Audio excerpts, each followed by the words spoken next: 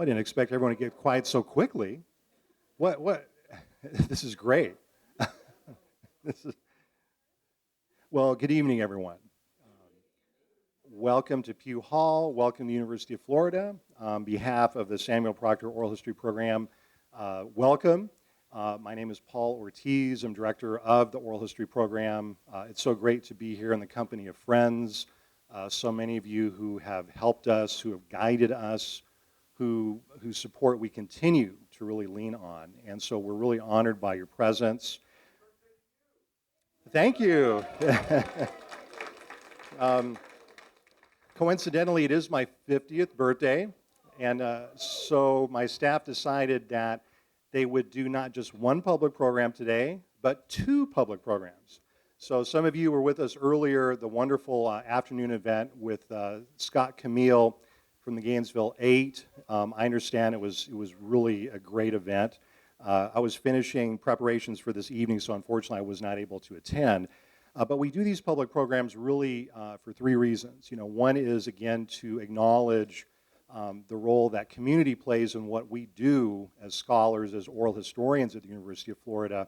Also, of course, to encourage people to become historians. Everyone has a story to tell, right? And then the third reason also is to kind of talk about one of the questions that is foremost among the minds of the panelists this evening. Where do we go from here? What do we do with this amazing historical knowledge that we're gathering? So again, welcome to our Florida Civil Rights Struggle Past and Present public program. I would like to begin by thanking our distinguished panelists. Each of them have been community organizers and activists in the civil rights movement past, present, future. You know many of them already. Rosemary Florence is actually on her way from Ocala. She'll be joining us shortly. But I wanted to start by, if you would mind joining me in thanking Vivian Filer, Dan Harmeling, and attorney John Dew for lifetimes of struggle.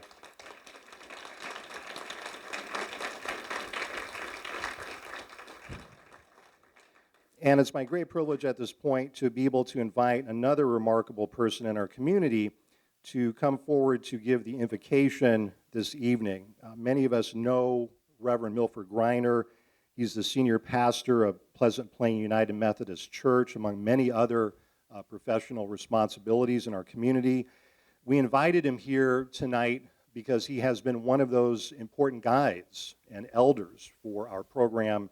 He has been a consistent voice for social justice, workers' rights, and human dignity. We will never forget the incredibly eloquent speeches he made on behalf of the ordinance which would require employers to pay workers a fair wage, right? The wage recovery ordinance. Reverend Griner's testimony in the home stretch in the passage of that ordinance was absolutely vital.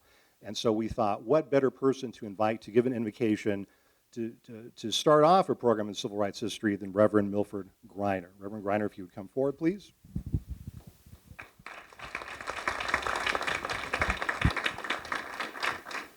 Let me just stand here. Okay. Well, thank you, and I'm proud to be here, and I wrote a very special invocation for this occasion. And if you would bow your head as I now share with you. God of all nations, as a God of justice, you have called your all people to live lives committed to its concept of justice. You have called all people to live lives committed to peace, tolerance, and a greater appreciation of our differences in this diverse world that you made. Differences that should unite us and not divide us. Differences that should help us to work together as we learn from one another. But as we gather to discuss and ponder as to how we can keep and maintain the ideals of justice and equality, we do so knowing that while much progress has been made in the name of justice, right here in our great state of Florida. We know there's still work to be done and goals to be met. As we gather, bless now those who gather in this place. Give the gifts of discernment. Give the gifts of wisdom and courage. Give the gifts of vision to those who have led the fight for justice in the past and now meet to look to the future. Grant them clarity of thought and courage to continue the fight that must be fought until justice rolls down like a mighty stream. Keep ever before us the reminders of the often violent and terrible past, that we may never forget those who sacrificed themselves to make things better.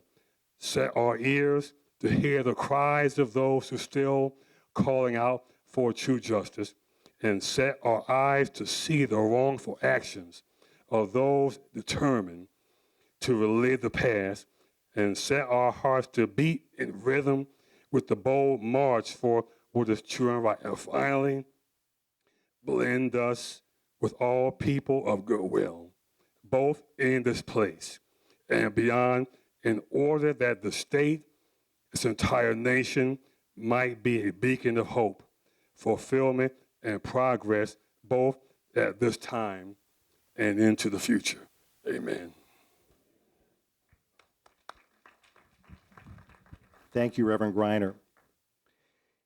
In the spring of 2009, the Proctor Oral History Program organized a public program titled Florida Black History, Where Do We Stand in the Age of Barack Obama?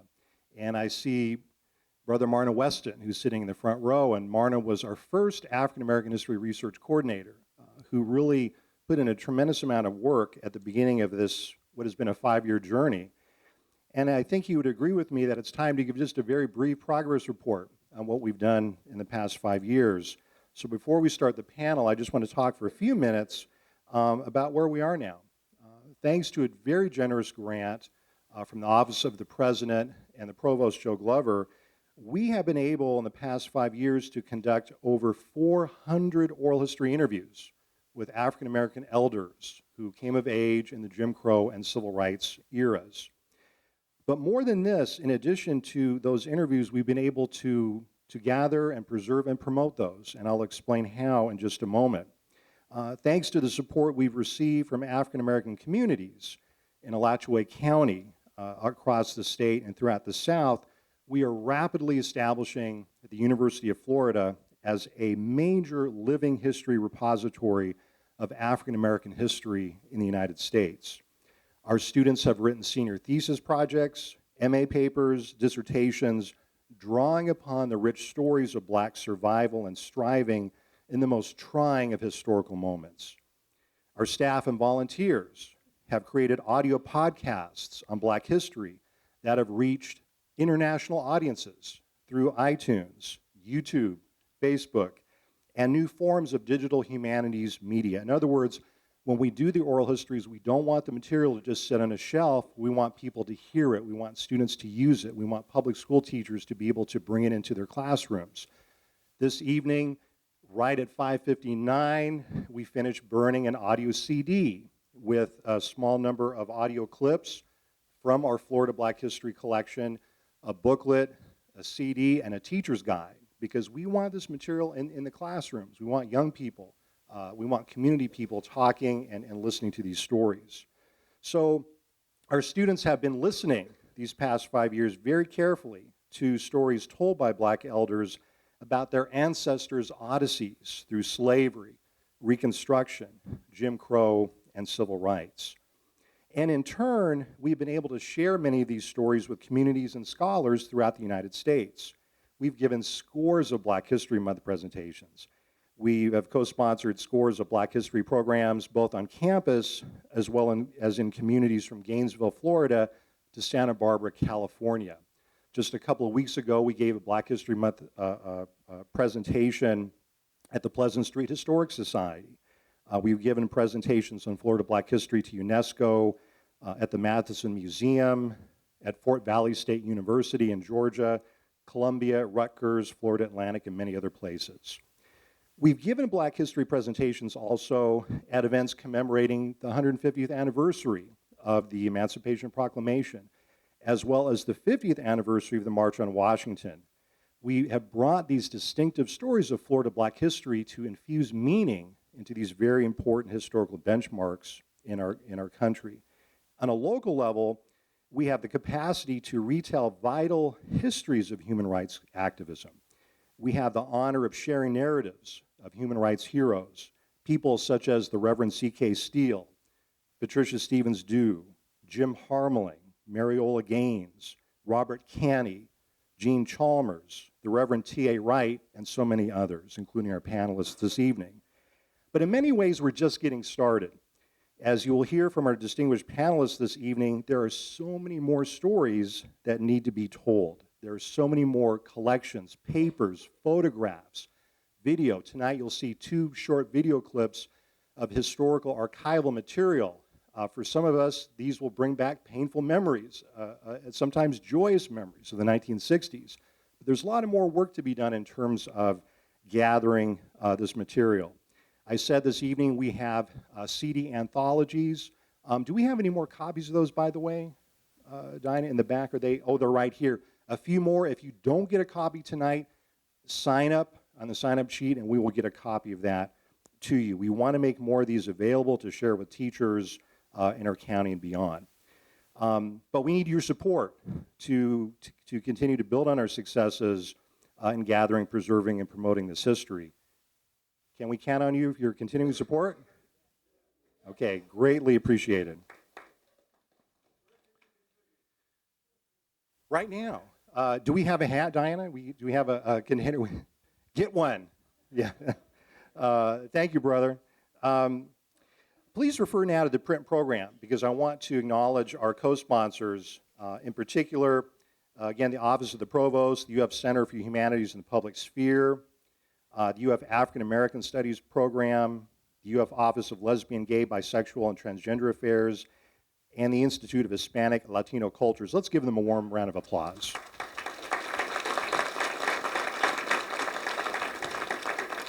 Thank you. Our format this evening is very straightforward. We're going to begin, I believe, with a short film clip. Our panelists will then speak in the turn of that they're listed in the program. And after each panelist speaks, we have a student who's going to read a short narrative from one of our oral history interviews. We got this idea, Brother Jamal, from the Alachua County NAACP in that wonderful 50th anniversary of the March on Washington event, where an elder would read a paragraph from Dr. King's I Have a Dream speech, and then a member of our youth community would read an updated take on where they have a dream for today. So we're going to alternate panelists with student readers. They'll read just very brief clips from our interviews. And then we'll conclude with another video clip from the 1960s, and we will do a Q&A after all the panelists speak. So please hold your questions till the end. We'll have about 15 to 20 minutes for the Q&A. And then if you've attended any of our public programs since 2009, you know the real treat comes when we stop talking up here, right? Our students, my lovely wife, and others are hard at work right now preparing a delicious reception for us. So we'll continue the fellowship, the discussion, the storytelling upstairs with some fine food afterwards. So right now, again, if you can look at your print program, you can see the information about the panelists. I'll mention briefly, we'll go in order. Again, Mrs. Vivian Filer, she was a member of the Gainesville Women for Equal Rights in the 1960s, a professor of nursing at Santa Fe College. She's also been a panelist for us in the past when we had the wonderful program, remember Mrs. Filer, at the Matheson Museum on the question of women's activism. She's also distinguished in our community for her human rights activism, her leadership, and also she is a historian, a very important historian in our community who's been working particularly on kind of renovating the Cotton Club Museum and Cultural Center. And we really want to encourage you to support the work that she's doing. The Cotton Club Museum and Cultural Center is a very important institution in the history of this community. Our second panelist will be Mr. Dan Harmeling. Dan has been a tremendous guide for the Samuel Proctor Oral History Program. He was a student here in the 1960s. He went to St. Augustine. He marched, he protested there, he marched, he protested here, he marched, he protested in Ocala. I don't know, I mean, it's easier to talk about where he didn't protest, right? He was everywhere, seemingly. Every time you read the newspaper in the 60s, someone involved in a demonstration, there was Dan Harmeling. But we're just, and now it's Moral Mondays, which I think he may have a few words to say about at some point. We have, again, Mrs. Rosemary Florence is on her way up from Ocala. She has a very special story to tell. She was involved in the movement in Ocala from the time she was a middle school student. She went to Mississippi when she was at Howard University. She worked with Stokely Carmichael. She worked with Charles Evers. And now she's a retired school teacher. Many of you know this gentleman to my immediate right, Attorney John Dew. He's a graduate of Florida A&M Law School.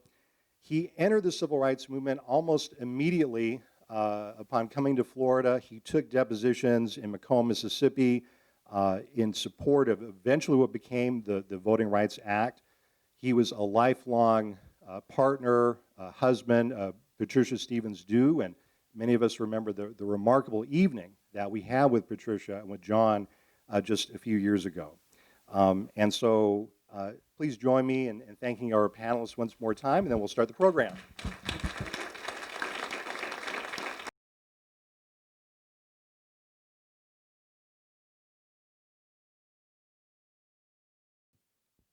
Good afternoon, everyone.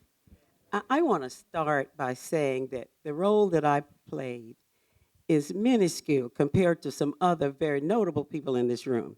I'm just proud to be in that number. But we all have our own story to tell. And no one can tell the story of my story as an African-American female growing up in Alachua County. I know that every African-American female of my era can tell a story similar to mine, but they won't be able to tell mine. So I thought what I would try to do, you all know I'm a storyteller, right? I've asked Dan not to let me go over 10 minutes because I can fill an hour easily, but he's going to hold me to 10 minutes. And so I thought what I would do, without getting into all of the histories of the rules and all the laws and all of that, was just tell you what it was like for me. And I thought I'd start with my life as a child. We lived on the east side of town. My whole thing about how Gainesville evolved, and in terms of the east side of Gainesville, is that they let East Gainesville happen. And I said to the Great White Fathers in one of our meetings that takes a while, but it should get there after a while, that East Gainesville cannot be rehabilitated because it never can't be because it was never habilitated to begin with. Does that make sense? Can't be rehabbed because it wasn't habbed to begin with. And that sort of is where we were as African Americans. So we were on that side of town in our own black schools, and my parents worked a lot. My mother worked at the College Inn, actually was in the College Inn when all the picketing was going on the outside, and was in fear a lot of times of some of the things that were going on, but so very proud of what was going on. So on my way, walking from where the Cotton Club is on the east side of town, Southeast 7th Avenue, to Lincoln High School, which had all grades from first grade through 12th grade of African Americans, I had to walk 4th Avenue. And along 4th Avenue and 7th Street, there were a row of houses, all white families in those. And there were some white kids who would come every morning to run me off the sidewalk. And I let that happen a few times. And then I decided I wasn't going to be that, I wasn't going to let them do it anymore. I had another word for that, but I forgot what it was. So then I decided that if they came, I told them if they came out after me one more time, what I was going to do to them. They really were scared, you know. They thought I had more strength than I did. So that ended that. But not only did we have to walk past 3 schools to get over to Lincoln, we oftentimes had to leave awfully early in the morning to get there through rainstorm and whatever in order to get to our school past Kirby Smith, which is on University Avenue, and past all of those other schools. My sisters and I band together, and that's what we did. But also, I think the richness of where we were is the fact that we were all in the same situation, and we learned to live together and love together and grow together and go to school together, where our black teachers were very seriously involved in all aspects of our life. They worried about all aspects. They taught us. They used teaching techniques that later on somebody decided to do research on and became rich with. Because I can remember sitting in circles while we helped the person with something that they were uncomfortable with, and they helped us with something. So that kind of teaching happened long, long ago in African-American schools with the most wonderful teachers. They would also comb your hair, I know, because many mornings they had comb mine, because I didn't think that was a necessary thing to do in the morning. But anyway, I do appreciate that, and that's just a little bit of life. I want to move on. But as I became ready for college, and our teachers told us we could go to college. At that time, it was Florida A&M, Florida Agriculture and Memorial College, and Bethune-Cookman College were the biggest, even though Edward Waters College was an option for us as well. But when I finished high school, my parents couldn't afford me to send me to any of those schools. Of course, University of Florida was segregated. But one other thing is, in order to get into the University of Florida, there were certain tests you had to take, SAT, ACT. They didn't even give us those tests. They gave us something called the 12th grade equivalency test. Equivalent to what? Because, we didn't have, some of the sciences were never offered in it. I couldn't take zoology or bio. Some of the things were never offered. So they knew we couldn't pass any of those others, and we didn't take them. We weren't going to get into their schools anyway. So from there, though, I did marry a wonderful man, and 10 years later, Santa Fe Community College opened, integrated, on University Avenue in the old Buchholz building, and I worked nights as a nursing assistant at Shands Hospital and took classes during the day at Santa Fe College. Now, that was a hard one. Had it not been for the fact that my husband took the children in the morning, bathed, fed, and took them to the sitter, and allowed me to get home to sleep, I could never have done that. But I am so proud of being able to do that, because I went in with people who had finished from schools that offered things I'd never heard of, and I had to stay up many nights to bridge the gap between what I didn't have and what I needed, but I was determined that if I needed it, I was going to get it in order to be able to graduate. My dream was always to be a nurse. I knew God made me to be a nurse, and I'm very happy that that finally did happen.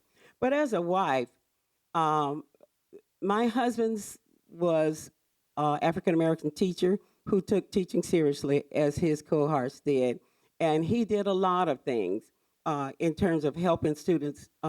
He taught at in Lodgewell, and the students there, he would help fill out papers to go to college, or help to raise funds to get them off to college. But most of all, he wanted me to make sure that whatever I was doing kept me out of jail. So he would try to check on me during the day. I remember one day he called from school. This is during integration. He'd moved then to Hawthorne. And he said, I heard a rumor that there's going to be a march today, and they're going to sit in the middle of the street at University Avenue and Main Street. And I would rather not see you on the 6 o'clock news tonight. I said, then don't turn on the television. Because I couldn't just wimp out with something so important. But I was talking earlier about the State Theater, and what those of you who remember it, right there on University Avenue, and all of the things that happened there when we tried to integrate it, because I wasn't in that group, and then other places along the way. But my job and my contribution to, through my work with Gainesville Women for Equal Rights, which I'm so proud to have been a member of, was to work with the integration of health facilities. There were 4 people on my committee, 2 white women and 2 black women, and we went to the doctor's offices and the dentist to ask them about seeing patients at regular times. The dentist would see some of them who saw black patients at all, would see them on Wednesday afternoon. And the person I questioned had an office just across from Electric General. It was my job to interview him. And he said his reason was that he needed that time to get his instruments ready or something dumb like that. And I thought, boy, I bet your white patients don't know that you need all this time between each one of them to get instruments ready. But anyway, that's beside the point, because we didn't get into his office, but we did get into some other offices. So as a mother during this period, my children were the first children to attend a white dentist office. My friend called and got the appointment. The dentist said yes, he would see them, and they were able to attend that. But I gave birth to my first child in 1958. During that time, we African American men and women were over the boiler room at Alachua General Hospital. The women on one side, men on the right, on the other. And when my son was born, the lady behind me in the row of beds had syphilis, and we were separated by a plastic screen. So they couldn't bring my baby in the room. So I had to sit in the hallway to feed my baby. This was in 1958. And when my second baby was born, integration had occurred. Thank God, because he was a freeman, had to be upstairs. The first incubator for an African-American child was purchased by Dr. C.W. Banks, and that was during the integration time. And he placed, because this tiny baby had to have someplace out of his pocket, he bought that incubator and used it for that baby. I think the thing that most impressed me now is that young people know so much more, and they're going so much farther, so much faster. I want them to stop and learn about the history. I want them to know what we did, what we went through, so that they don't let it get repeated again. It may not repeat itself in the same color and in the same way, but if we sit back and watch, as some of us are denied our rights, it will repeat itself in another way. So you have to be sophisticated in the struggle. I'm happy to have worked with a lot of people in Gainesville who were sophisticated workers, and they let me tag along. And I'm very proud of that, and continue to want to do what I can. Dan is showing me that my time is up, so I'm going to end there and pass. Okay, well, I'm not over yet. Let me tell you how this happened, how the integration happened. You shouldn't get me started again. During the time that we had to integrate the Alachua General, the four of us, 2 blacks, 2 white, went over, told the administration that they received Hill-Burton funds, which were federal dollars, and because they received federal dollars, they would have to integrate the hospital. Otherwise, we would bring a lawsuit. This took a while. Through some work through the EAEO committee with Mr. Charles Chestnut and some other people, finally we had to get a lawyer through them in order to get action from Alachua General. But the same day that we visited Alachua General, we visited Shands, which opened with integrated floors and segregated rooms. So, and I was a nurse on the floor and having to decide where to put this 8-year-old child who did not have any communicable disease because she was black. I couldn't put her in a room with this child who was white. And it was not easy, because my whole thing was this black kid was not going to bleed across the room and discolor the other child. But anyway, I fought a lot of those battles. Doctors would come to the desk when I was there, and to give a verbal order, they could do that to a nurse, and she could write it and carry it out. I'm the only black person at the desk. The others are the assistants who are working with me. And one doctor walked up, and he gave a complete order, long order, to the nursing assistant who was white. And she said, oh, I can't take orders. The nurse has to take orders. He said, who's the nurse? And she pointed to me. And he said, so can you do that? I said, I'm sorry, did you say something? And he had to start all over again.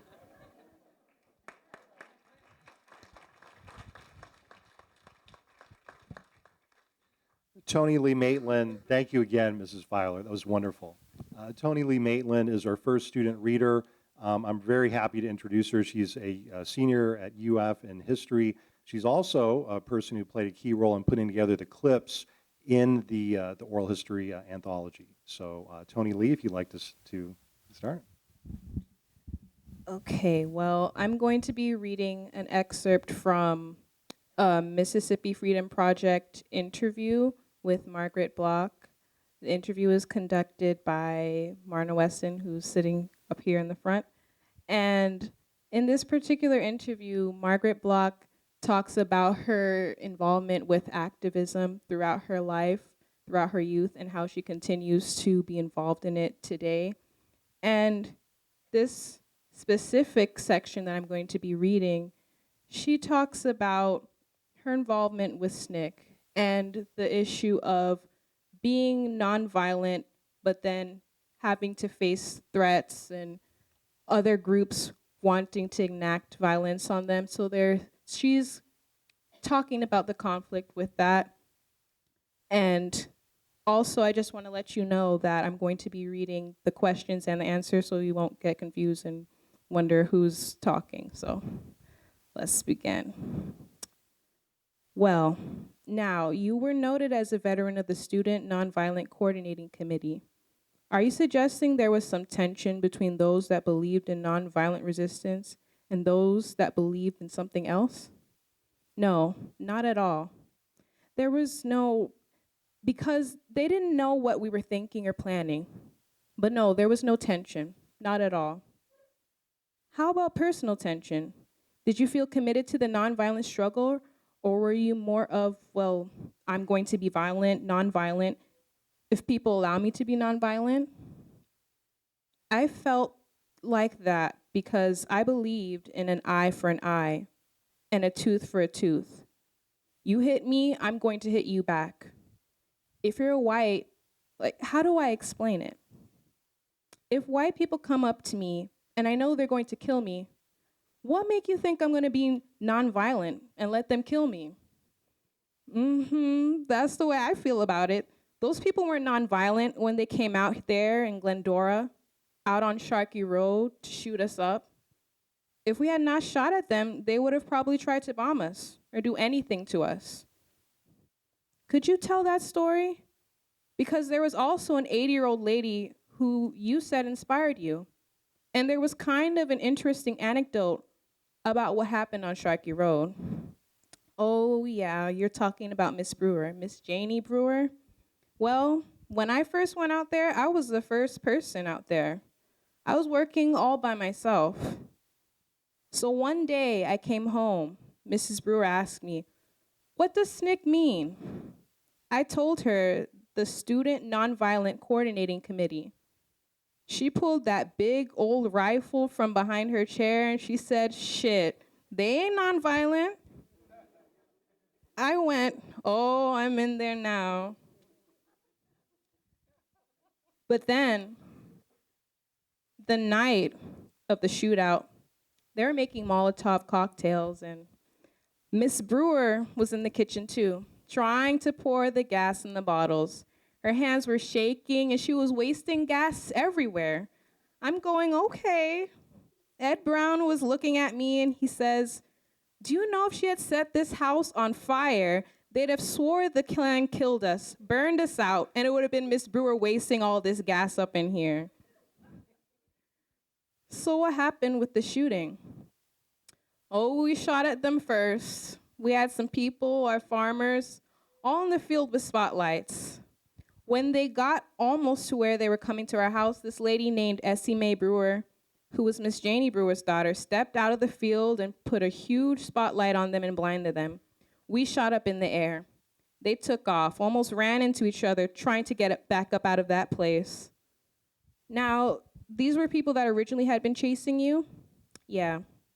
But they didn't know that there were people waiting in the field when they were continuing the chase. No, they didn't know. They didn't expect us to shoot at them that night either.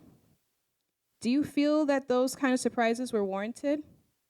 Yeah, if they hadn't been out over there, they wouldn't have gotten shot at. And of course, no one was hurt. No one was hurt. We shot up in the air.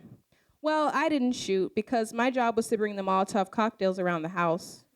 And we were going to, me and Gwen Gilman, I think this lady named Tina Lowndes, we were going to, and Miss Brewer, we were going to, and Ed Brown.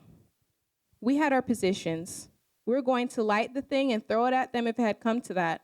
But it didn't come to that, because when we shot at them, they ran out. And we found out then that they were cowards.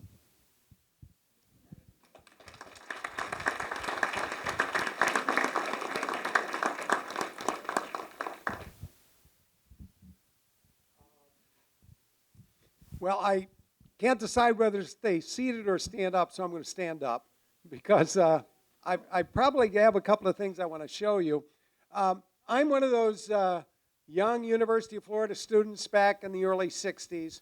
And when we arrived on campus, the civil rights movement hadn't started here in Gainesville yet.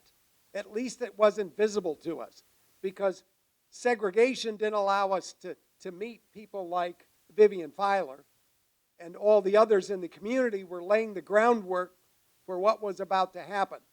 What happened in 1963 when Charles Chestnut III came back from having attended mortuary science school in Philadelphia, and he said, you know, all these things are happening, as I learned from conversations with him later on, and I'm going to set my watch right now. And so they started testing the facilities. They knew the demonstrations since the early 60s, even the late 50s, have been going on. And one headline finally reached the Gainesville Sun. And that headline was, "Big Demonstration and almost violence in front of the Florida State Theater." And as I'm about to tell you, I had a twin brother. And my brother and I saw this in the paper. And I'm going to tell you next how we came to be encouraged, not encouraged. We had a mandate in our lives to then get down there and get involved with the NAACP. It just didn't happen. It didn't happen because of a lightning bolt. It didn't happen because of somebody in Gainesville. It starts early. And I had the good fortune of not being raised as a child and as a little white boy, growing up with all the privileges of being a male and being white, and thinking that the world belongs to you, and I guess in some ways that still goes on. But I was raised in an atmosphere in Wisconsin. I'll just read a couple of things that I wrote earlier.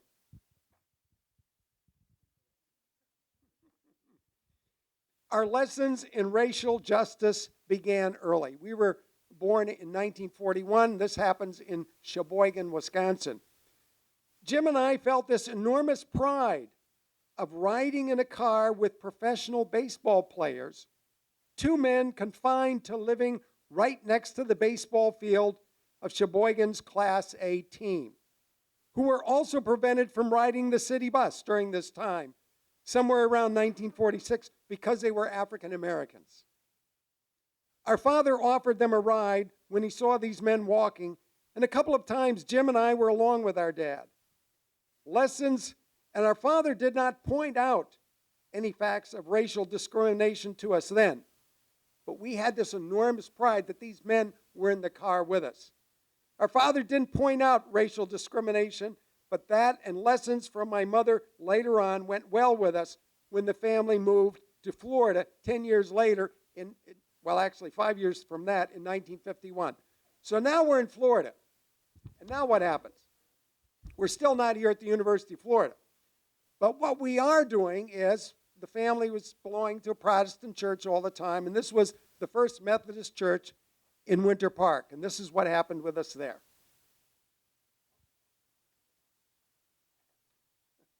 Hi, Rosemary. Racially segregated schools, white and colored water fountains, and even a segregated Winter Park First Methodist Church were our surroundings. But the church had progressive leadership in Reverend Caxton and Beggy Doggett, and our Methodist Youth Fellowship group reached out to other religious youth. We met with the African American Methodist Youth Group in Winter Park and a Jewish youth group in Orlando. My brother Jim was the Methodist Youth Fellowship president. So what happened was, when we got to the University of Florida, through so many good luck kind of things, and with parents and an atmosphere, and having escaped what happens to little white children back in those times in the South, we were free from the burden of racism. And so we got involved right away. And now I can get to some of the things that happened at the University of Florida. We had a group called the Student Group for Equal Rights. We have a wonderful memoir that's written in detail about what happened at the University of Florida from 1963 to 1968. We worked so hard in many different aspects, we came to be known in our own way, and now we try to spread it to other people as Berkeley of the South. A history of the student movement at the University of Florida, 1963 to 1968. As you might expect, the man who wrote this, Marshall Jones, was our faculty advisor. He didn't last long. He was fired. Other people who were involved with the University of Florida Freedom Movement, they were fired. They had to get rid of them.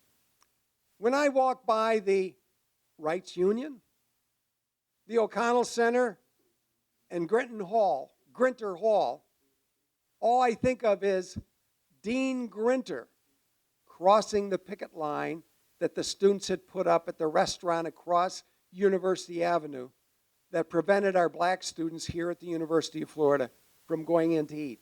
Griner made a point of making sure that he crossed that line when the picket line was there. What can we thank J. Wayne Wright for? Well, he put me out of school. Myself and another person were arrested in Tallahassee in 1963. And before we even got out of jail and back to Gainesville, he had suspended us from school and instituted things that, of course, was also coming from the governor, Ferris Bryant, which we weren't able to hear his garbledygook. I don't know if we missed anything, but I heard it earlier, he was justifying with some kind of circular logic why segregation was everyone's right. But anyway, we fought our way back in, the faculty, we had support. And what was interesting here at the University of Florida, forget the university administrators. They were of no help at all. But the faculty were of help. And of course, as the students organized, the Student Group for Equal Rights, but especially the connection we had in the black community. Without the black community of Gainesville, and I think what I learned over the years is that Gainesville was a tough place. And I think, Vivian, you spoke already about that. But that helped a great deal. What I'm now going to turn to is there were so many different activities, but one activity that sometimes doesn't get mentioned very much, and I'm going to read a little now. This is called General Revenue Fund since 1953. This is from the state of Florida. Appropriations have been made for scholarships to be granted to Negroes to attend universities outside the state of Florida, to pursue courses which are offered at the University of Florida or Florida State, but not offered at Florida A&M University. They were intent on keeping this place segregated. So back in 1963, 1964, they didn't care. They didn't care how the black students that came to the University of Florida came on their own in spite of J. Wayne Wright.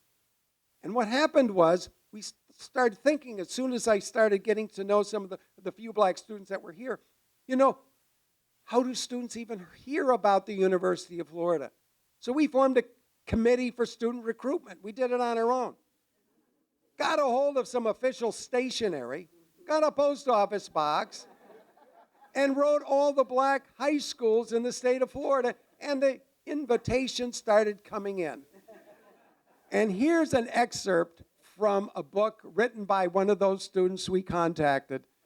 And I like this because it's got a passage with my name in it. That's why her name is Kitty Oliver. She came to the University of Florida, graduated in journalism, went on to get a master's degree, and then went on to a career with the Miami Herald. And I'm not sure what she's doing now, but here's what she wrote.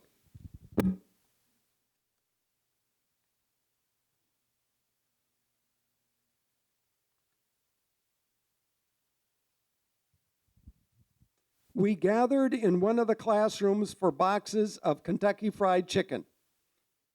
As we started to eat, A young white man unwrapped himself from a chair. I was real thin then, and appeared in front of us. He had legs that went on forever, and his gaze of hazy marble eyes seemed to look onto mine while he talked, as if pleading for understanding. I held a napkin in front of my mouth to hide the grease and tried to pick daintily at my food. The young man, whose name was Dan, was a graduate student at the University of Florida, he said, and president of the Freedom Party, an off-campus protest group self-designated to recruit black freshmen because a university would not. In fact, we charged Florida Blue Key, that was in charge of going to schools with discrimination, and the collection that I'm presenting to the oral history program has all these articles that show this history. He had driven from Gainesville, a small central Florida of cows and self-proclaimed rednecks, that's Gainesville, to the campus and for a visit for a day at our own expense. Other blacks were there, he promised. Some transfer students, though admittedly not many. Still, some of the admission fees would be waived to pave our way if we decided to enter. And it goes on. She writes further, she had no idea that the University of Florida was desegregated. She had no idea that now, since 1954, and this was 10 years later, that across the state of Florida, some small efforts were making to integrate a society that always proclaimed itself so democratic. So this was a real stimulation for all of us to start gathering in integrated groups, and I'll finish. Yes, I've got 40 seconds, and that'll be 11 minutes. We formed a student group for equal rights. It was an integrated group, and like any other group, we had block seating at the football games. And I want you to know that in 1964, our student group for equal rights take credit for beating the University of Mississippi football team, and here's how we did it. Block seating was assigned by the student government. They assigned our black seating right behind the Mississippi football team bench.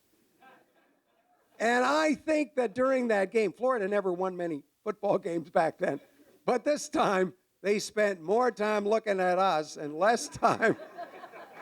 So I think if there's any credit, it should be given to us. Thank you very much.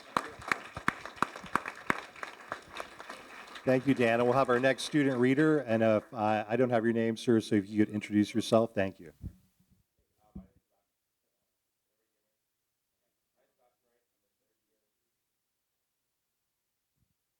Okay. I don't often need a microphone because I'm pretty loud, so I can't always tell. My name is Sebastian Wright. I'm a third-year African American Studies and English major at University of Florida. And today I'm going to be reading an excerpt from an interview with Reuben Brigety. Somebody? Brigety? Okay. Reuben was one of the first African Americans to enroll at University of Florida, and he enrolled in 1965 for graduate studies. He attended Morehouse College for medical school, and in this particular excerpt, in an interview where he talked about his experiences as a Gator and what inspired him to attend the university, this particular excerpt from that interview describes his lowest point as a resident of Gainesville, Florida, which reminded him that he still faced obstacles despite his great accomplishments. But the low point was going to a cleaners close to campus with a sign that said, "Welcome Gator." So I thought I had arrived. And I had maybe 10 white shirts and 4 color shirts. And I walk in and see light starch on hangers. The lady told me, "We don't do color laundry." And I was young and naive, to the point that I said, "Well, just do the color shirts." Now, just do the white shirts, and I'll do the color shirts at home.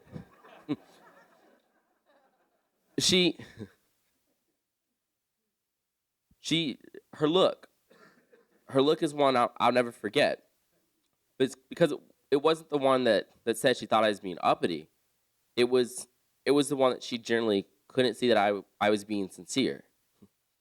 And her answer, "Well, I mean that we don't do color people laundry."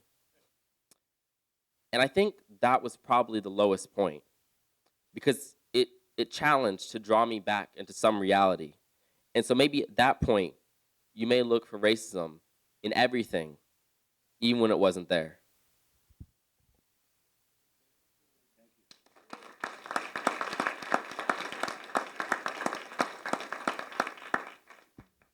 And Dan is escorting Ms. Florence to the front. Our speaker from Ocala, Ms. Aljanadu Rosemary Florence. She's, again, a retired teacher. She's a Howard University graduate, member of the Global Missions Team, community activist since middle school in Ocala, Florida.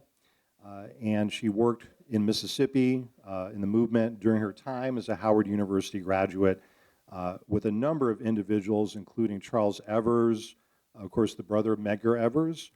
She also worked with Stokely Carmichael, who spent a little time in Gainesville, came through and gave some interesting talks at the University of Florida.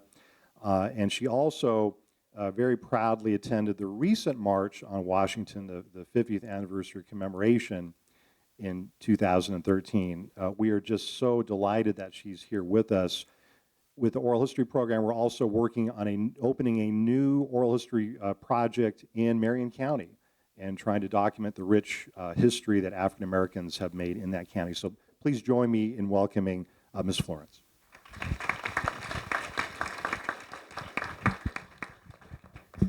Greetings and salutations.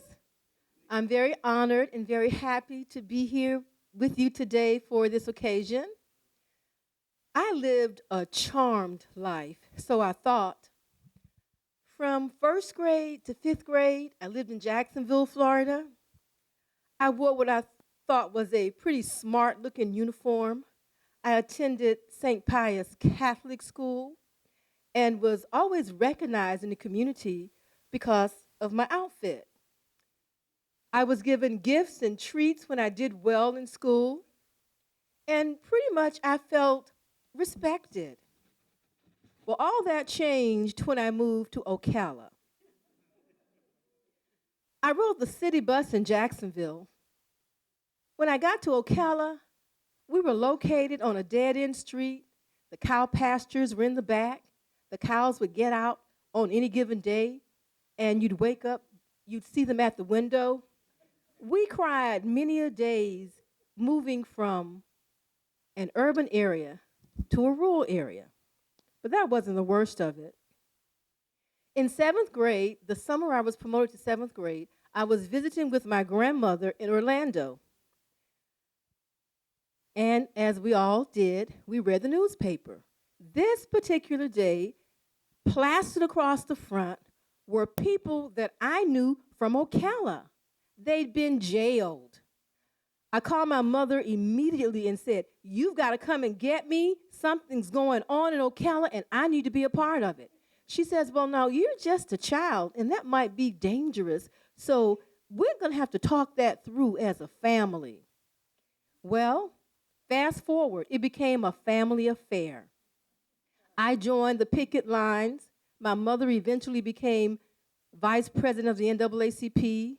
My father gathered up the kids and neighbors to take us to the mass meetings, and we were foot soldiers in the movement. The school that I attended was a segregated school, of course, but in Jacksonville, I never noticed that books were discarded or already been used with other students' names and other schools listed. Our books were new, but not in Ocala.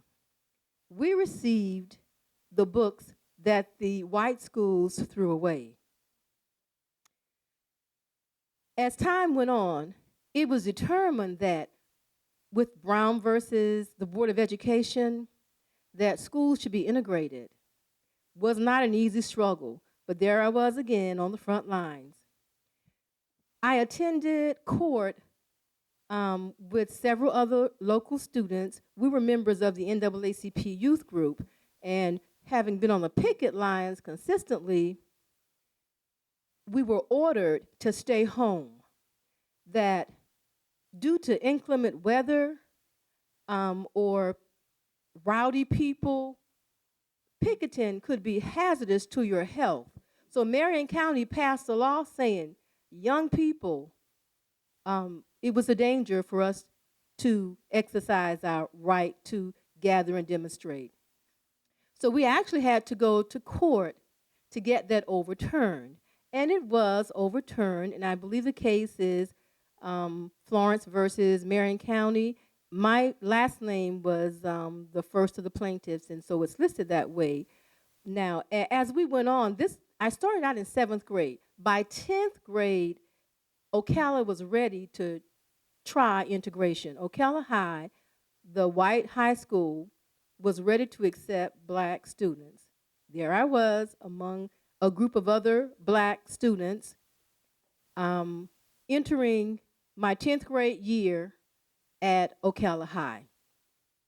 Well, it wasn't the same school the year I entered as it was the year before. They'd taken out swimming because they didn't want to be in the pool with black children. They'd taken out several clubs because there were no blacks allowed. But eventually, things moved forward. And as I returned to Ocala, having been gone for many years as a teacher, I taught at the middle school where I was not allowed to attend. And the students were so welcoming and even apologizing for what they thought was bad behavior of some of the citizens of earlier times. And I've even taught students of my classmates. Some of them were nice to me, and some were not. But there I was. I am now teaching your child, and you didn't really want to have any relationship or anything to do with me, and I was not respected. But Ocala has changed a lot, and I want to give Ocala credit. We have several activities where there's diversity, and we're trying to find a way forward. But my activism continued. I think that your passion will find you. It kind of reminds me of this song by the Latin singer, The Rhythm Is Gonna Get You. If you've got a burning desire to do something, that passion is gonna find you. I found myself in every area of my life continuing to care for my neighbor, for my sisters and my brothers. And as I moved to Washington, D.C., where I entered college, I became active on campus as a student. We developed community organizations to reach out outside the campus to underprivileged students and to provide diversity. We organized a group of dancers called Uhuru Sasa, Freedom Now in Swahili. And we took that group and we went to Oklahoma as guests of the Black Student Union. We went to several colleges on the East Coast. And sometimes you can't be a hard-hitting radical. Sometimes you have to have a song in your heart. And sometimes you have to have some culture to bridge the gap. So we found that our poetry, our song, our dance allowed us to reach out across neighborhoods. We reached out through with the embassies. So we developed a Pan-African movement because, believe it or not, there was segregation within the larger group of black people, the Africans from Africa and the Africans from the Afro-Caribbeans and the African Americans. And so we tried to bring unity throughout the community, no matter your skin color, your religion. And I'm of the mindset, I'm often reminded of what Ron Brown said. What is race? It is something to be run. There is one race. It's the human race. And so I hope that I'm speaking to you in a language that is your language. Mandela says that when you speak to people in a language that they understand, it goes to their head. But when you speak to someone in their own language, whether it's jambo, whether it's bonsoir. When you speak to people in their language, it goes to their heart. So I'm really after your heart today because it is a caring that motivates each of us to reach out to our brothers, to our fellow man, and to improve our plight. And a luta continua. The struggle continues. The struggle is global. We're in a global village. I've traveled to Kenya as a global missions team member, and I've worked with the children and the orphans in Haiti.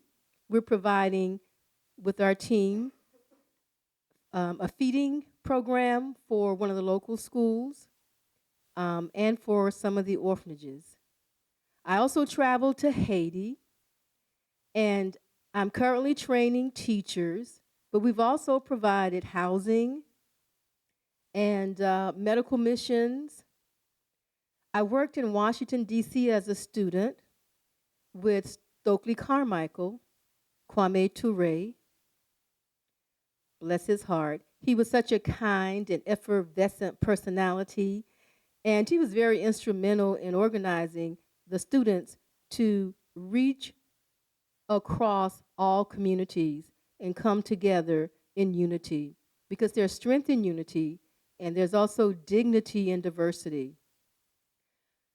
I feel that I've had a life of community activism, and it's a family thing. My parents were involved.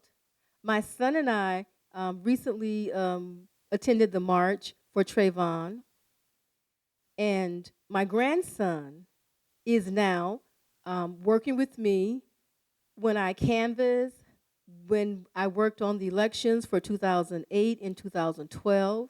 And so I'm giving him an example of courage and activism and a mindset of what is race?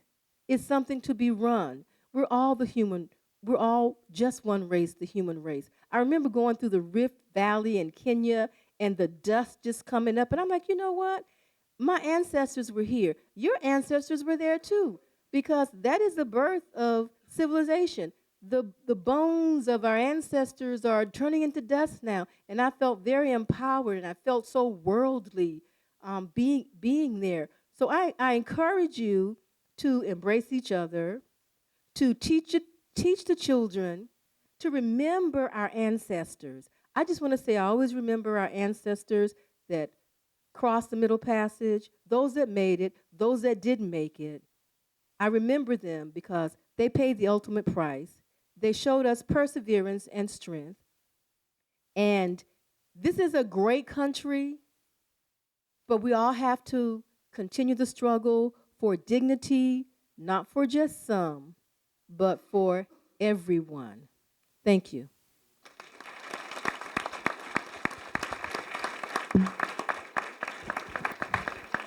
Thank you so much, Ms. Florence. We'll have our next student reader now, and if you wouldn't mind introducing yourself, thank you.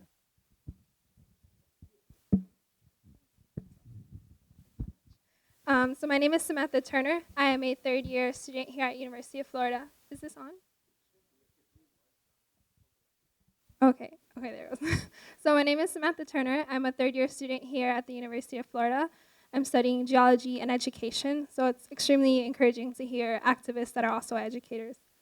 And today I will be reading an excerpt from Mary H. Daniels, and she was a survivor of the Rosewood Massacre in 1923. And she tells the story of the segregation that she faced here in Gainesville in very minute examples. And one was where she describes her everyday encounters when she was walking to school with her brothers.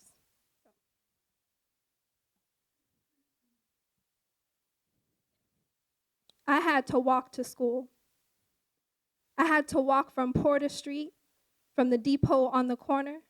I had to walk all the way down Porter Street and across University Street and down to 7th Street to go to school. And that's how we had to walk to school. but the white children was riding to school. I had to pass by the white school to get to my school down on 7th Street, way down there, and they would be riding the bus, and they would throw things at us. They would throw things. I would never walk by the bus close or anything, but we had to pass by the school to go there. You know that they would pick at us. But I guess I was kind of lucky, you know, doing pretty good. They didn't bother me too much. One thing was because I had my brothers, and the boys at that time would pick at the girls, you know. I never had that problem because I would remember the boys said one time in Bear View, and I was coming and was walking, and they said, "Don't say nothing to that girl. Don't mess with that girl because she has 2 bad brothers."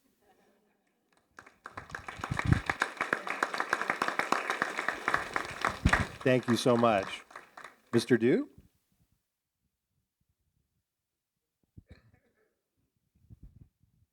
Uhuru! Well, I saw a lot of Anglo-Saxons say Uhuru. Well, why are you laughing? I remember the day when I would come on the campus of University of Florida and say, Uhuru. That's right. We have become assimilated now. It was so good to hear you. There's a book, Freedom in the Family,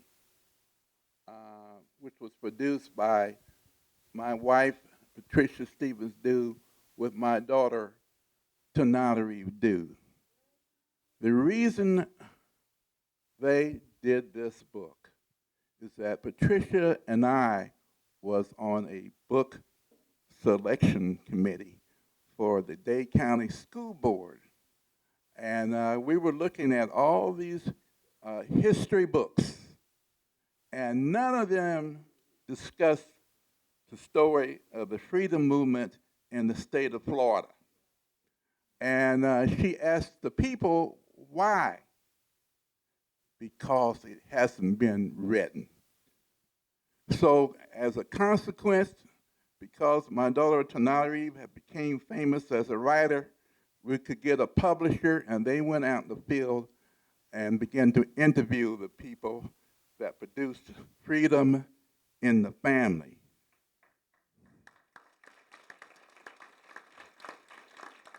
One of the people who was interviewed was Zev Alany. Zev was a Corps field worker. He was primarily working out of Southwest Georgia. But a young lady that's on this cover of this book, Betty Wright, from Donella, Florida, called Patricia, she had graduated, and asked some help in organizing a Corps chapter in Donella, Florida. So Zev Alany, a Caucasian person, went to Donella and was arrested and thrown in jail and mixed with the other Caucasian prisoners. As a consequence, he was almost beaten to death. Patricia decided to go and visit Zev Alany, and she went with about 80 young people from the Ocala branch of the NAACP. Reuben Pinkston was the president at the time, and they were all arrested. And of course, the judge found Patricia guilty, didn't let her out. Now, I said this story because part of the civil rights movement is the involvement, which has not been discussed, the involvement of Caucasian people in the freedom movement. Zev Alany was interviewed, but he didn't want to talk to Patricia. Many of the Caucasian people that Patricia wanted to talk to have been so psychologically damaged, they did not want to talk to Patricia. On the 14th of this month, I'm going to Tallahassee to attend the funeral of Miss Clifton Lewis. She is the wife of George Lewis, who has already passed, who was the president of the Lewis State Bank. Also in Tallahassee is Susan Ausley, a Caucasian lady who was the wife of a Caucasian attorney in the power structure. I'm saying all this because Patricia, if you ever, I'm sorry I left the big picture of Patricia in the hotel. I didn't know I didn't have it until 5:15. You know, you can see the expression on Patricia's face. You know, she was always serious. Another person that was part of her staff was Judy Benninger Brown. Oh, is it Brown? Yeah, Benninger Brown, a Caucasian lady from University of Florida, who was her assistant field director over the Tallahassee voter education program. And Zoa, I think I can say this. Nowhere else in the South did you have somebody from the white power structure that was part of the movement that we had, as we had in Tallahassee. And also Judy, she was not just a field worker, she was an assistant director of the project in Tallahassee. What was strange is that when we developed our office in Quincy, all of the workers that worked with us were arrested except Patricia and myself. Now, we just got through talking about Governor Bryant, right? There are two strange anomalies. I need to help all you to help me understand. When I was in Tallahassee with Patricia campaigning for the reopening of Florida A&M Law School, the other issue was paying the survivors of the Rosewood Massacre, which took place how many miles from here? About 50 miles? The anomaly is we had a similar experience in Terre Haute, in southern Indiana. And you want to know who John Doe is? I have this Cherokee thing because my grandmother told me that her grandmother was a Cherokee Indian. And taking the Highway 19 instead of 27 or 75 back to Atlanta, I stopped at the old Confederate prison. What's the name of that place? Yeah, Andersonville. And there was a gift shop dealing with Seminole, things. And this lady who didn't look like an Indian, but she said that she was part Seminole, and it took her 30 days to do this. She's from Oklahoma. So I got this, since I'm now living in Atlanta, right next to Cherokee County. So I think I'll go over to Cherokee County to see my cousins, right? I just see what Cherokee is Cherokee County, because you know what happened. All the Cherokees had to take a little walk. Now, these were members of the civilized nation of civilized, Cherokees. They helped General Jackson in New Orleans in beating the British, right? They helped General Jackson in defeating the Seminoles, Seminoles in North Florida. But some farmers found some gold in those mountains in Georgia, and you know the rest of the story. The light-skinned Cherokees had to take a walk to Oklahoma, whereas the dark-skinned Cherokees were sold into slavery. And one of the buyers of my grandmother's grandmother was a free Negro landowner from North Carolina who bought my grandmother's grandmother. See, we don't talk too much about how free Negroes were also slave owners, in the South, like Denmark Vesey and others like that. Well, anyway,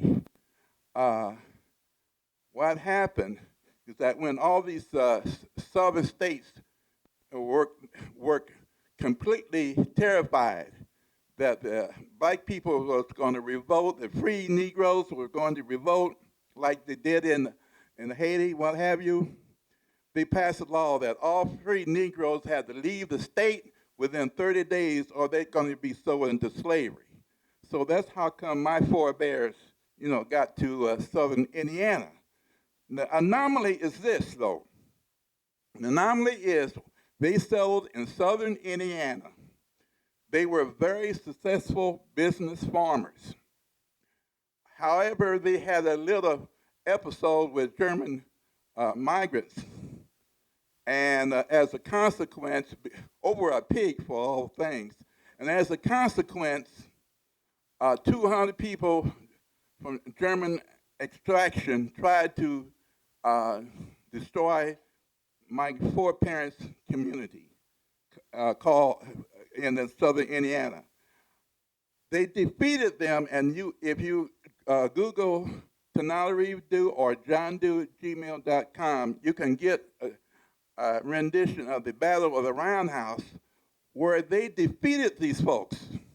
Now, what occurred as an anomaly is that the sheriff and the governor arranged my foreparents to move 30 miles further north into an area that's now called Isle Station.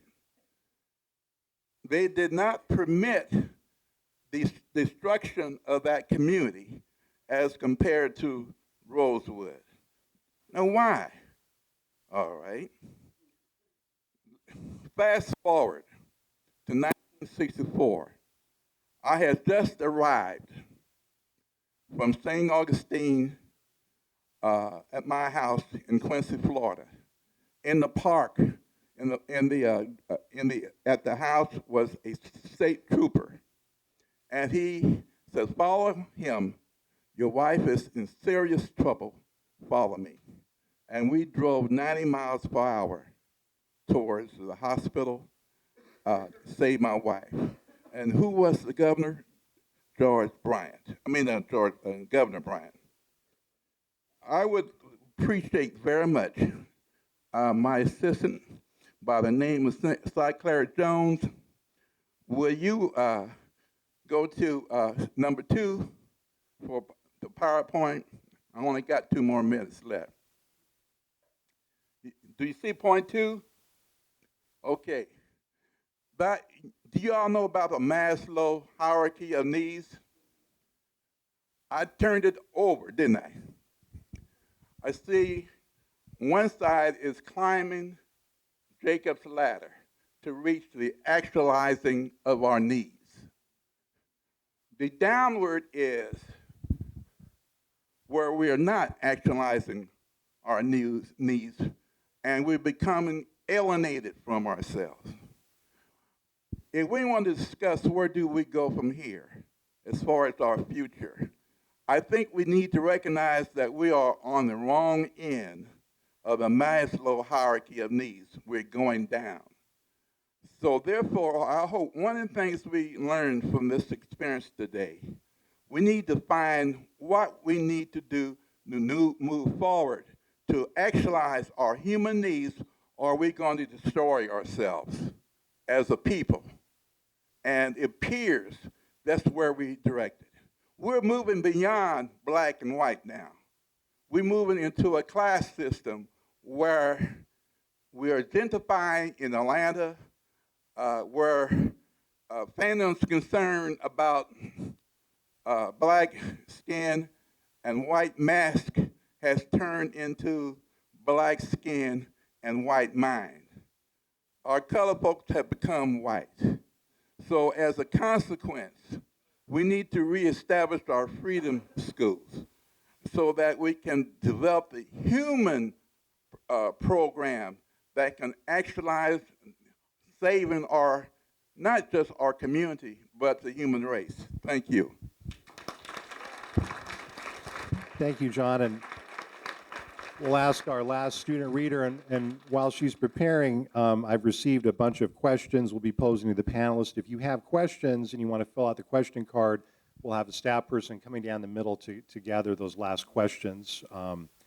And if you want to introduce yourself, thank you so much.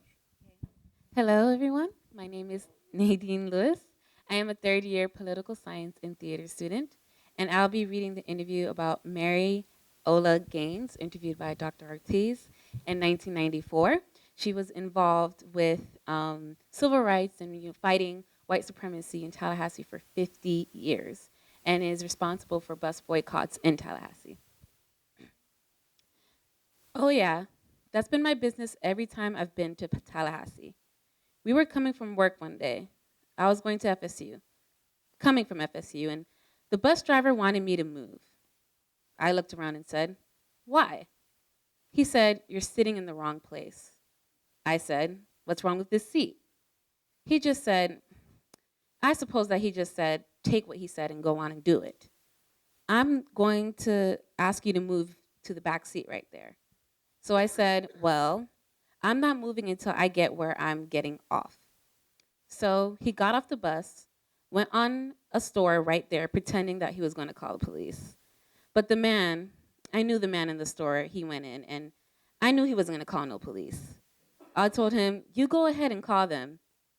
He went on like that, got a pack of peanuts, and came back and sat down telling everybody. And the bus was full of people you could hardly stand on, that because it was hot and it was the kind of summer there, but a lot of people was in the place. So he came back out there, and he told us that he was going to call the police, but he wouldn't let him call no police. So we stayed there, and everybody got off the bus. It was about 25 to 30 people on the bus, and everybody got off the bus, and I got angry because they didn't help. They didn't stand up for me. They just let me sit up there and talk by myself and didn't do anything. And the headquarters must have called the bus driver or something, but he said he would go talk, and then he got it. But anyway, I got off the bus there and rode a taxi. Paid another man, the man he meant to call, to bring me home. So I didn't want to come home. I went somewhere and then he would call the office and told them, people are not being treated right on those buses. And they got to do something about that bus driver, so he said. I talked to him when I saw him or when he came in. So I don't know who talked to them or not, but anyway, they changed his route. Then they had to change his route. They knew somebody was going to get him about bothering me. And so he changed the boy's route, and I haven't seen him since. Thank you. And can we give a hand to all of our student readers this evening?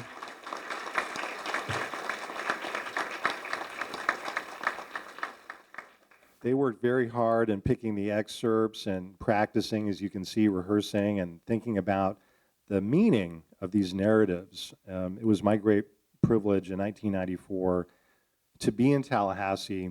It was the summer of the spring of the Rosewood compensation hearings. The atmosphere was electric.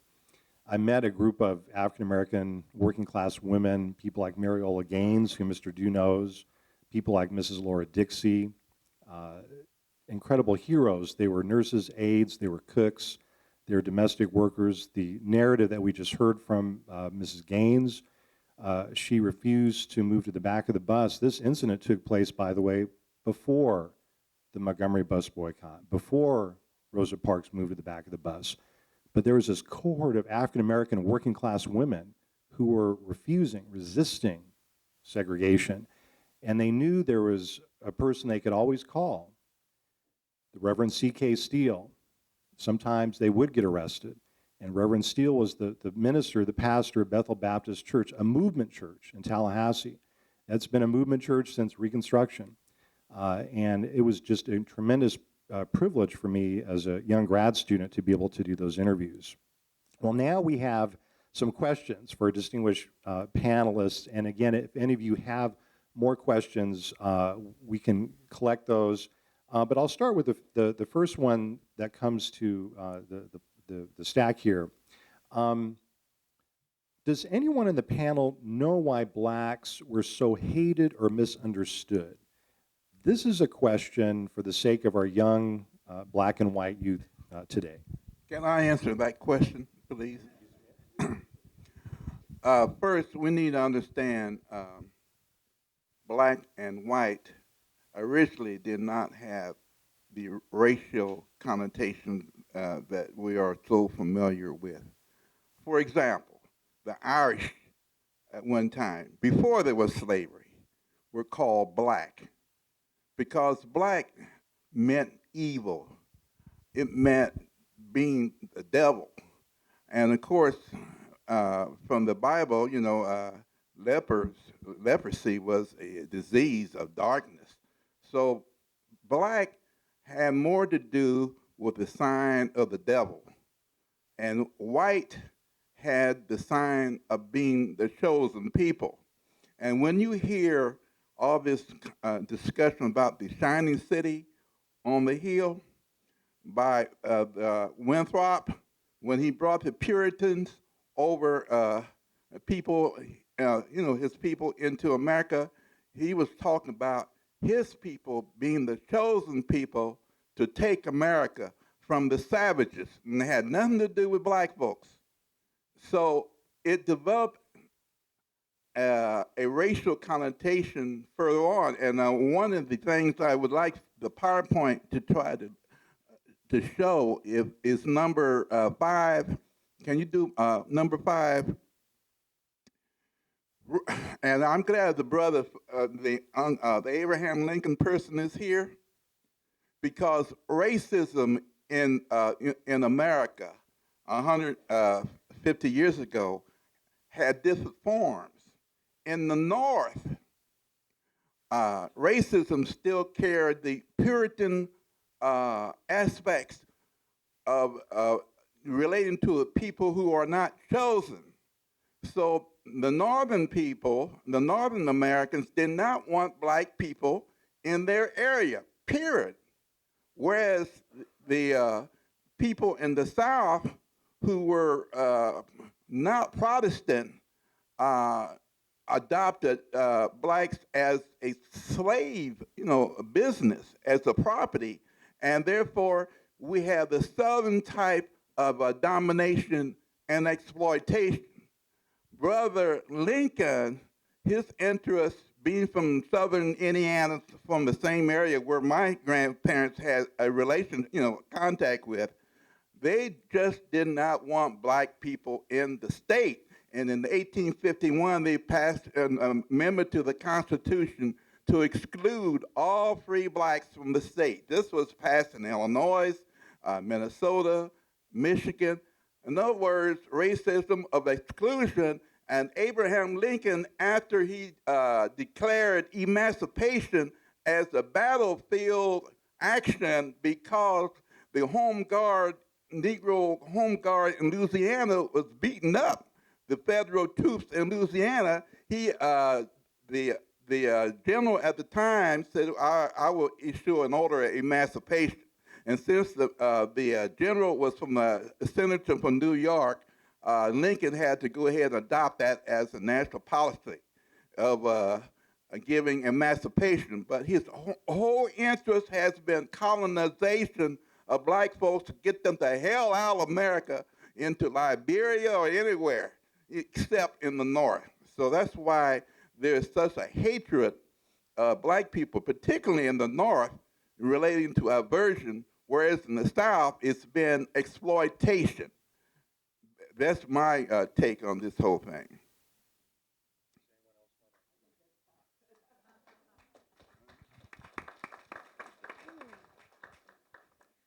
I want to add a couple of simple things. One is crowd control, and the other is differences. People fear what they don't know, and the difference between the visual black and the visual non-black.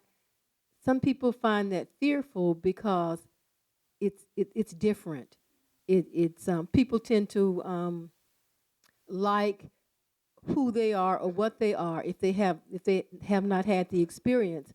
it's also a learned behavior and a taught behavior, because you not only have whites fearing and hating blacks, but you also have blacks taking on that same attitude and mentality because it's taught.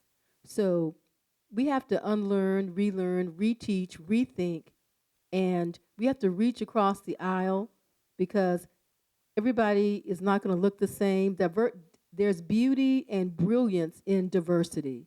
So fear not. I hope you watch Chicagoland tonight on CNN, because that describes another problem that we have in America, that racism has evolved into meta-racism, which means now it's a business necessity to exclude these folks. And that attitude is shared not on a racial basis, but the class of people who we call the overclass, black and white. All right, John. The next question is another question that gets to the where do we go from here question. And the question begins with a statement. It begins with a question and also a statement. Do we have real activists, foot soldiers, leaders? Do we need these? I want to thank all of you for being serious servants. Today's leaders is in quotation marks, seem to be puppets and money addicts. Please give us a positive thought. How did you all maintain your ethics and honesty? Again, thank you. Well, I'm going to stand since I sat during my whole speech. But what we had was out of necessity, because we knew we wanted our rights and wanted to fight for them. What I see now is that there are emerging black leaders. I don't know if you aren't finding them there. They're all across the stratosphere. There are going to be people who will take what's there and accept it, and those who will fight for it. We don't have the numbers, and they are not in the same, they're not, during the movement, everything was together and hit the paper. In some communities, as in Gainesville, we have the African American Accountability Alliance, which is a group of folk who have gotten together and decided they want to plot the course that we take. And so we want to take back what belongs to us and plot our way there. There aren't enough young people in there. And let me just say this too, and I'm going to pass the mic on. There are so many ways to kill those people who will be leaders. And in these schools, as they do not teach black history or misteach black history or smooth over black history or whiterize black history or whatever you want to call it, we are killing off leaders. I was invited to talk to a whole auditorium of students, and the teacher said to me that he wanted to keep it light. He wanted to keep it light. He wanted to show the, I don't know what, but that didn't hit here. And so his keeping light was for me not to mention slavery. Well, okay, that did not work for me. So when they sang the Negro National Anthem, they did the first verse and had the little kids jumping on each other's shoulder and just doing all kind of acrobats to the first stanza of Lift Every Voice and Sing, and then they stopped. So when I got up, I said, let me tell you the rest of the story. The second verse talks about how hard it was, stone at the road we trod. And then I did that. But we can't let them do that. Now, that teacher and I are going to have a little sit-down tete-a-tete. But this is happening, you guys. It's happening. And if we don't, through us and through the next generation of Bronte, who's one of those people who's taking it on, we have to make sure that we get a little bit more. Because the children don't know. One group asked kids to write an essay about Rosa Parks, and one of them explained segregation as when the experience of segregation happened. That experience, hello? But the child didn't know. It hasn't been taught. Homes have to teach. Families have to teach. Churches have to teach. On the streets, you have to teach. And you cannot let anybody tell you that we had a good time coming along in segregation. We had a good time in our home and families, but being denied our rights was not part of that. Can I, hey, Dan, can I answer this question? Okay, all right. All I could say is I certainly escaped wealth, so I definitely escaped corruption. Because every time I think of corruption, I think of every politician who ever gets caught with his hand in the pile of gold or money or whatever, it seems to lead to corruption. So fortunately, I was a classroom teacher in the public schools, and obviously I avoided corruption. I just wanted to tell you that when I think of the King family, Martin Luther King and Coretta Scott King, and it's too bad the children seem to be in the news now, and it's all about the corruption of money. Certainly never affected Coretta Scott King and Martin Luther King. But I did want to offer a connection of a student here. Was at the University of Florida in the 60s. His name was Dana Swan, a white student. And he went up to work with SCLC. And I just, after he died, about 15 years ago, he passed on a box to me. And now that I'm giving my things over to the Sam Proctor Oral History Program, I went through his box, and here I found his connection with the King family in a couple of ways. One is, here's a picture of Martin Luther King playing ping pong, which is one of the personal collection photos. And here's a letter that was written to Dana just 2 years after the assassination of Dr. King. And Dana would go back and forth between Gainesville and Atlanta working with SCLC. But the letter starts out, "Dear Dana, I was indeed pleased to hear from you and am grateful for your kind expression regarding the November issue of Ebony." And he goes on to talk about what Dana thought was wrong with the article and so on. But here's the last sentence, and it really touched me when I read it. This is the last sentence of this letter to our former student at the University of Florida. "The children are all well and join me in sending best wishes and warm regards. Sincerely yours, Coretta Scott King." So that's, if we want to say corruption, let's look at some of these examples. Let's look at Nelson Mandela. Let's look at the kind of people that threw off wealth, endured all kinds of hardship and some of the worst things we could possibly imagine. But when those are the people that live in our memories, not the people that have surrounded themselves with gold and riches. I would like to, I want to indicate that Senator Graham, who became governor, he wrote a letter to me when he was a state senator as to why I was opposed to the closing of the black high school here in Gainesville. Do y'all know what school I'm talking about? All right. See, Dr. W.E.B. Du Bois fell out with the NAACP in the 30s because the NAACP was committed to a new strategy of integration, which meant the closing down of black schools like Lincoln. Now, the question is, where do we go from here? Because I think Lincoln was changed into an alternative school, right? Something like that? In middle school. Wow, it went through that transition. How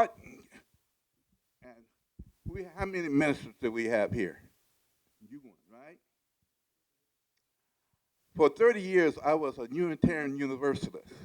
And one thing about Unitarian Universalists, when I walked in, you know, they thought the sun had come in.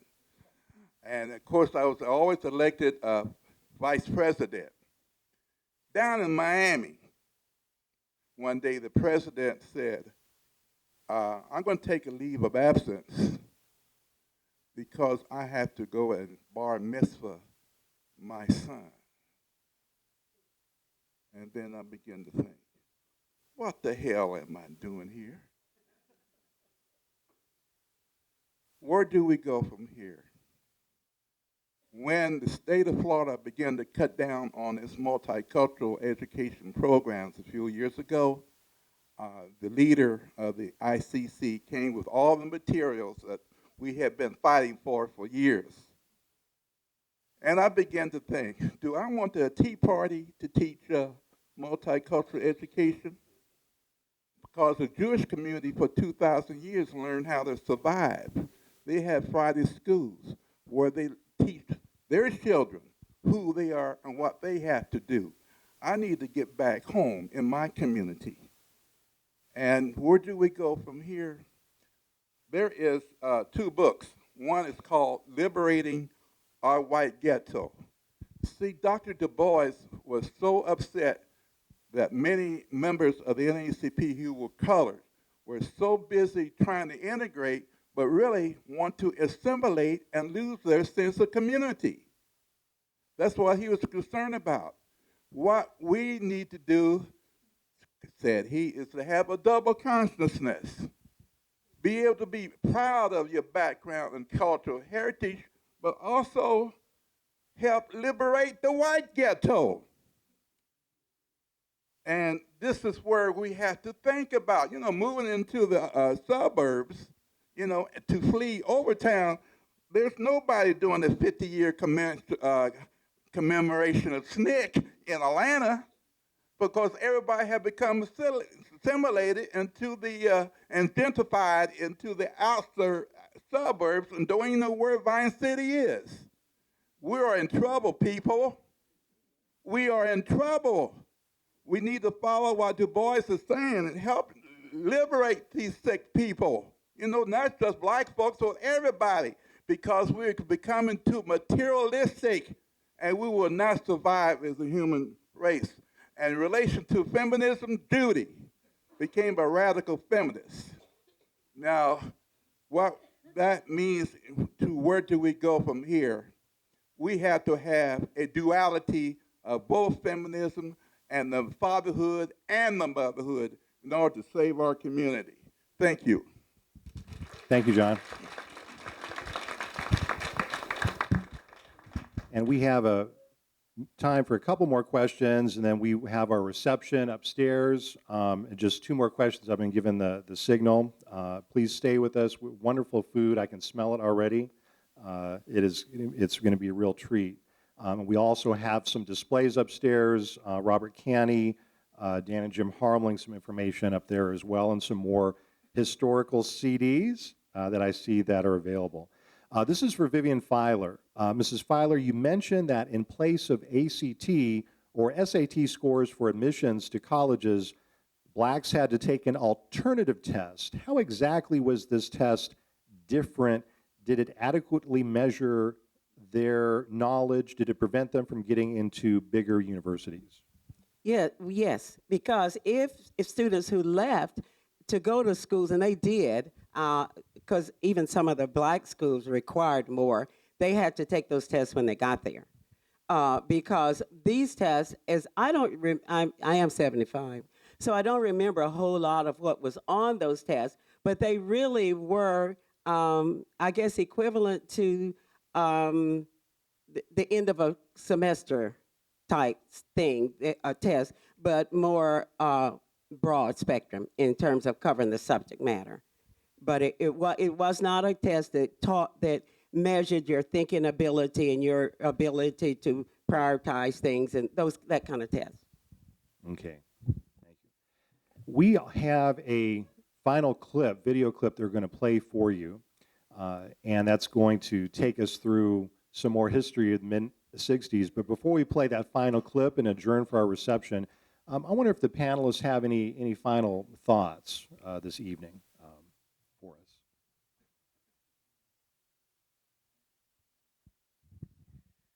Leader and leadership. I think that leadership skills need to be taught. That would produce a wide array of potential, what we call leaders, but leadership skills, everyone needs to know leadership skills.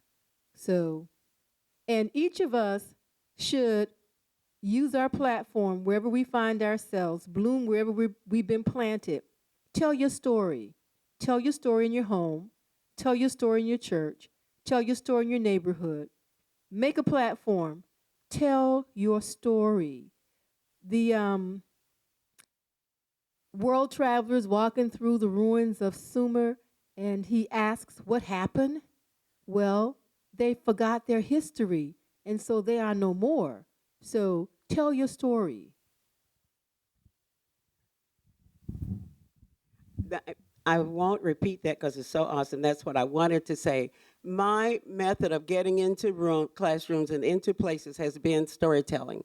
I have never told a once upon a time story. I actually don't tell stories at all. They are poems and poetry written by the old writers who captured our history in that form. So when I do Paul Laurence Dunbar's The Unsung Hero, it talks about the slave men who feared the master's whip but who feared the master's whip but did not fear to fight. And I do something about my people, Langston Hughes, my people. If we teach, just teach this. But you know, if my generation, if I haven't taught the generation under me, I have failed, because that generation can't teach the generation under them. So black churches, I love it. That's where I learned. I try to teach there. We need to bring our children on in because they're there and have a super concentration. We're Black 365. That's when we need to teach it. Thank you. When I think about where we go from here, I decide to put on a hat. And this hat is something I got a couple of Mondays ago, and I was with Evelyn Fox and the Gainesville or Alachua County NAACP, and I realized there is a statewide movement for progressive change, and what they're doing is carrying on something started in North Carolina called Moral Mondays. Some of you may have read about. Well, Moral Mondays is only going to take part and take off in the state of Florida if we get involved. And if I think as a white folk that this is something I ought to do, I'm inviting everyone to get in touch with Evelyn Fox, find an organization that's going to be a part of Moral Mondays if it's not the NAACP. And I made numerous copies of this called the Florida State Conference NAACP, the legislative agenda, which they're bringing up to Tallahassee and working to see if we can make some decent changes in this state. So that's where I'm going from here. Thank you, Dan. Okay. Since we're talking about hats, I'm wearing a hat from Macomb, Mississippi. And in memory, not memory, she's still alive, for Emma Bell. Emma Bell was a slick young lady, about 17 years old, who drove me around in southwest Mississippi and that report is called Climbing Jacob's Ladder, written by Mr. Pat Waters, who my friend from Gainesville knows as Southern Regional Council. Emma Bell was just an ordinary young lady. She was no scholar. Just like James Chaney, Zora. James Chaney was no college person. He was considered to be a thug. And what I'm saying about this, where do we go from here? We had to find the expellence of the people that we ordinarily do not associate with. Because the state of Florida cannot afford its prison system. North Florida, for example, has a state prison in every county. And when the legislature was thinking about closing down the facility in Jefferson County, that's when you really saw black and white together. Because that's the only industry they have. This is the prison system from jailhouse to the poorhouse. What we need to do as we move forward, don't just look to the so-called leaders, except the street leaders. That's what C.T. Vivian did in Chicago. That's why I want you to watch Chicagoland, because C.T. Vivian in Chicago organized the street gangs into a council, a United Nations council. And through Nixon, they got grants to do business. But Brother Daley did not want that. And the Democratic Party said, we don't want any federal funds to be coming to our state unless it comes to the mayor's hands. So you know the rest of the story. So we need to understand the politics, Democrat and Republican. And we need to find some way to reach to the so-called, felons and the ex-felons so that they can help save us. Thank you. Thank you, John. All right, thank you. Again, thank you to the panelists. Thanks, everyone. If you want a copy of the Civil Rights History, African American History CD, we have copies up front. And please join us upstairs.